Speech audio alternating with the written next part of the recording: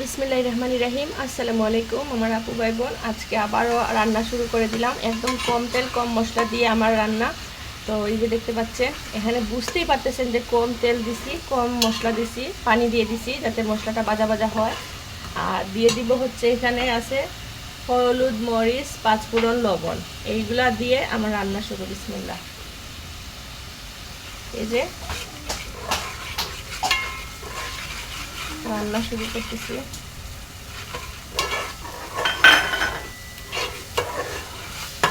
এই যে আমি কম তেল কম মশলা দিয়ে রান্না করলাম, পেঁয়াজ রসুন একদম অল্প অল্প দিছি। তো এটাতে কিন্তু একদম ভালো ক্ষতি করবে না, মানে কোনো সমস্যা নাই স্বাস্থ্যের জন্য। খাবার কিন্তু একদম যে মজা হবে না কিচ্ছু না, একদম পারফেক্ট মজা হবে। আমি এইভাবেই রান্না করি, আপনারাও ট্রাই করতে পারেন, দেখবেন ভীষণ মজা হয়। আসলে তেল মশলা বেশি দিলে কিন্তু খাবারের স্বাদ বাড়ে না, কিন্তু শরীরের জন্য ক্ষতি হয়। তো আমার হচ্ছে রান্না হচ্ছে কম তেল কম মশলা দিয়ে রান্না। তো আজকে রান্না করব হচ্ছে আমি এই যে মাছটা ফ্রেশ ধুয়ে রাখছি, মাছ দিয়ে রান্না করব ভেন্ডি। খুবই মজা হয়। গত 2 দিন আগে 3 দিন আগে আমি আরেকবার আপনাদেরকে এই ভিডিওটা শেয়ার করছিলাম, ভেন্ডি দিয়ে মাছের ঝোল।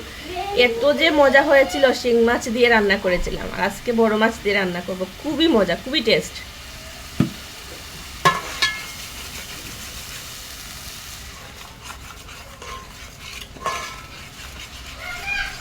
আমি আবারও পানি দিয়ে দিচ্ছি। এখন দিয়ে দিচ্ছি মাছটাকে আমি ভালো করে প্রথমে কষিয়ে তুলে নিব।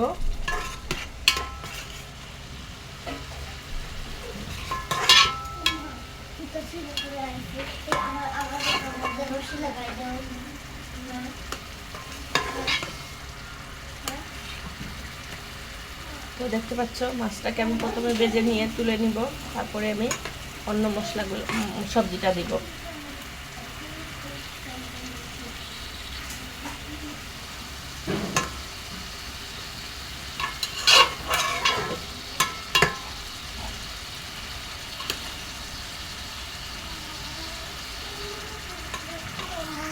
আমি এই তো প্রথমে ভেন্ডিটাকে ভেজে তুলে নিয়ে আবার মাছ দিয়ে দিচ্ছি। এখন আমি অল্প পানি দিয়ে দিব। তো আমি ফাইনাল লুকস আপনাদের সামনে নিয়ে আসতেছি, আপনারা দেখতে থাকেন।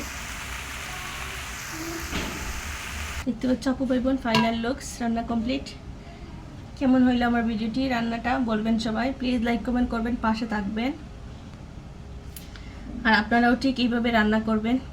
বাজি তো অনেক মজা, কিন্তু ভেন্ডি মাছ দিয়ে ঝোল অনেক বেশি মজা। ট্রাই করবেন সবাই। ভালো থাকবেন। আসসালামু আলাইকুম।